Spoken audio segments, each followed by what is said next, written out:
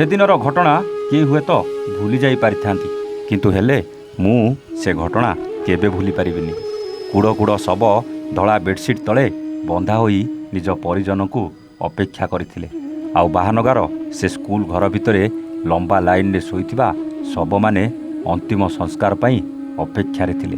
କେତେବେଳେ ସେ ବୁଢ଼ା ବାପାଟା ତା ପୁଅକୁ ନ ପାଇ ସବୁ ଶବ ମୁହଁରୁ ବେଡ଼ସିଟ୍ ଟେକି ପୁଅର ମୁହଁକୁ ଦେଖୁଥିଲା, ତ କିଏ ନିଜ ଭାଇକୁ ନ ପାଇ ବିକଳ ରଡ଼ି ଛାଡ଼ୁଥିଲା, ତ ଆଉ କିଏ ଷ୍ଟେସନରେ ଠିକ୍ ସମୟରେ ପହଞ୍ଚି ନପାରି ଟ୍ରେନ୍ ଫେଲ୍ ହେଇ ଭଗବାନଙ୍କୁ ଧନ୍ୟବାଦ ଦେଉଥିଲା। ଏପଟେ କିନ୍ତୁ ଗୋଟେ ପରେ ଗୋଟେ ଡଭା କଟାଯାଇ ଶବକୁ ବାହାର କରିବାରେ ଲାଗି ପଡ଼ିଥିଲେ ଉଦ୍ଧାରକାରୀ ଦଳ। କ'ଣ ମନେ ଅଛି ନା ଭୁଲି ଯାଇଛନ୍ତି ସେ ଛାତିତରା ହୃଦୟ ବିଦାରକ ଘଟଣା?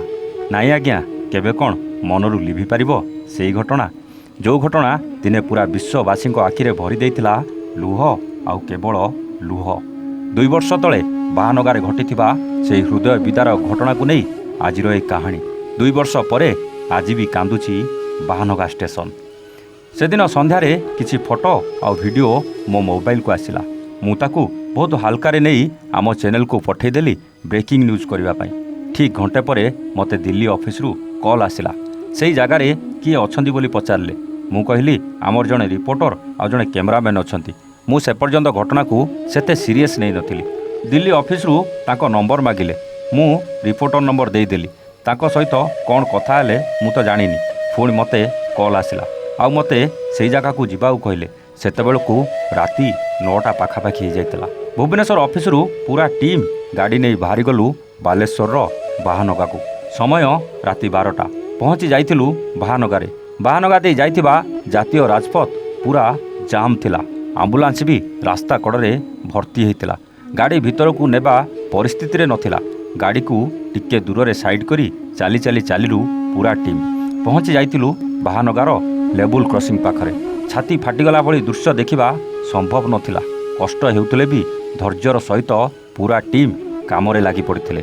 ଏଥର ମୁଁ ଭାବୁଥିଲି କାହିଁକି ଦିଲ୍ଲୀ ଅଫିସରୁ ମୋତେ ବାର ଫୋନ୍ କରି ଏଠିକି ଆସିବାକୁ କହୁଥିଲେ। ଯେତେ ଯେତେ ଆଗକୁ ବଢ଼ୁଥିଲୁ ସେତେ ଶବ ଆଉ ଟ୍ରେନ୍ର ସେ ଭଙ୍ଗା ବଗିର ଲୁହା ଟୁକୁଡ଼ା ଛଡ଼ା ଆଉ କିଛି ମିଳିନଥିଲା। ସେହିସବୁ ଦେଖିଲା ପରେ ଅନୁମାନ ତ କରିପାରୁଥିଲୁ କେତେ ଭୟଙ୍କର ଥିଲା ସେ ଦୁର୍ଘଟଣା। ହେଲେ ସକାଳ ପର୍ଯ୍ୟନ୍ତ ଆମକୁ ଅପେକ୍ଷା କରିବାର ଥିଲା। ଜୁନ୍ ମାସର ସେ ଖରା ଆଉ ଗୁଳଗୁଳି ସାଙ୍ଗକୁ ଲୋକଙ୍କର ଭିଡ଼, ତା ସହିତ ଚାଲିଥିଲା ଉଦ୍ଧାର କାର୍ଯ୍ୟ। ନା ଥିଲା ଲାଇଟ୍, ନା ଥିଲା କିଛି ସୁବିଧା। କେଉଁଠି ଟର୍ଚ୍ଚ ଲାଇଟ୍ ତ କେଉଁଠି ମୋବାଇଲ ଲାଇଟ୍ରେ ଗ୍ୟାସ୍ କଟରରେ କାଟି ବାହାର କରାଯାଉଥିଲା ଯାତ୍ରୀଙ୍କୁ। ତା ଭିତରେ ଲଗାତାର 3ରୁ 4 ଦିନ ଧରି ଦିନ ରାତି ଆମ ପୁରା ଟିମ୍ ଖବର ପ୍ରସାରଣ ପାଇଁ ଲାଗି ପଡ଼ିଥିଲେ। ଏବେ ଜାଣିବା କେମିତି କ'ଣ ଆଉ କାହା ସହିତ ହୋଇଥିଲା ଟ୍ରେନ୍ ଦୁର୍ଘଟଣା। ବାଲେଶ୍ୱର ଜିଲ୍ଲା ବାହାନଗା ଷ୍ଟେସନରେ ଲୁପ୍ ଲାଇନ୍ରେ ଠିଆ ହୋଇଥିଲା ମାଲଗାଡ଼ି। ମେନ୍ ଲାଇନ୍ରେ ଆସୁଥିବା କରମଣ୍ଡଳକୁ ରାସ୍ତା ଦେବାକୁ। ଦ୍ରୁତଗାମୀ ଟ୍ରେନ୍ କରମଣ୍ଡଳର ଲାଇନ୍ ବି କ୍ଲିଅର ଥିଲା। ତେଣୁ ସେ ତା ନିର୍ଦ୍ଧାରିତ ବେଗରେ ହାଉଡ଼ା ଆଡ଼କୁ ମାଡ଼ି ଚାଲିଥିଲା। କିନ୍ତୁ ବାହାନଗା ଷ୍ଟେସନରେ ଅଚାନକ କରମଣ୍ଡଳ ମେନ୍ ଲାଇନ୍ରୁ ଲୁପ୍ ଲାଇନ୍କୁ ଚାଲି ଯାଇଥିଲା। ଲୁପ୍ ଲାଇନ୍ରେ ଆଗରୁ ଠିଆ ହୋଇଥିବା ମାଲଗାଡ଼ିକୁ ଧକ୍କା ଦେଇଥିଲା, ଯାହାଫଳରେ ଅନେକ ବଗି ବିଛାଡ଼ି ହୋଇ ପଡ଼ିଥିଲା। ସେହି ସମୟରେ ଠିକ୍ ବିପରୀତ ଦିଗରୁ ଆସୁଥିବା ହାଉଡ଼ା ଯଶବନ୍ତପୁର ଏକ୍ସପ୍ରେସ୍ ଆଗକୁ କିଛି ବଗି ଚାଲି ଆସିଥିଲା। ହାଉଡ଼ା ଯଶବନ୍ତପୁର ଏକ୍ସପ୍ରେସ୍ ପାସ୍ କରିବାର ଶେଷ ଆଡ଼କୁ କିଛି ବଗି କରମଣ୍ଡଳର କିଛି ବଗିକୁ ଧକ୍କା ଦେଇଥିଲା, ଯାହାଫଳରେ ହାଉଡ଼ା ଯଶବନ୍ତପୁର ଏକ୍ସପ୍ରେସ୍ ଶେଷ ଆଡ଼ୁ କିଛି ବଗି ଲାଇନ୍ଚ୍ୟୁତ ହୋଇଯାଇଥିଲା। ଇଏ ତ ଗଲା ଦୁର୍ଘଟଣା କଥା। ସେ ଦୁର୍ଘଟଣା କେମିତି ହେଲା ତଦନ୍ତ ଚାଲିଛି। କାହାକୁ ଗିରଫ ବି କରାଯାଇଛି। ଆଉ ମୁଁ ସେ ଦିଗକୁ ବେଶୀ ଯିବାକୁ ଚାହୁଁନି, ଆଉ ଯାଇକି ବି କିଛି ଲାଭ ନାହିଁ। ଏବେ ଆସିବା ଦୁର୍ଘଟଣା ପରର ଦୃଶ୍ୟ। ଦୁର୍ଘଟଣା ଏତେ ଭୟାନକ ଥିଲା ଯେ ତା'ର ଶବ୍ଦରେ ଆଖପାଖ ଲୋକେ ଚମକି ପଡ଼ିଥିଲେ। ତୁରନ୍ତ ଖବର ପାଇ ଦୌଡ଼ି ଆସିଥିଲେ ସେଠାକାର ସ୍ଥାନୀୟ ବାସିନ୍ଦା। କେହି ପହଞ୍ଚିବା ପୂର୍ବରୁ ପହଞ୍ଚି ଯାଇଥିଲେ ସ୍ଥାନୀୟ ବାସିନ୍ଦା। ସେହି ଅନ୍ଧାରକୁ ଚିରି କିଏ ବଞ୍ଚାଅ ବଞ୍ଚାଅ ଚିତ୍କାର କରୁଥିଲା, ତ କିଏ ପାଣି ପାଇଁ ଚିତ୍କାର କରୁଥିଲା। ଆଉ ଯୁଆଡ଼େ ଦେଖିବ ଖାଲି ରକ୍ତର ଛିଟା ଥିଲା। ପୁଅ ମାଆକୁ ଖୋଜୁଥିଲା, ତ ବାପ ପୁଅକୁ ଖୋଜୁଥିଲା। କିଛି ସମୟ ପରେ ଉଦ୍ଧାରକାରୀ ଦଳ ପହଞ୍ଚି ଯାଇଥିଲେ।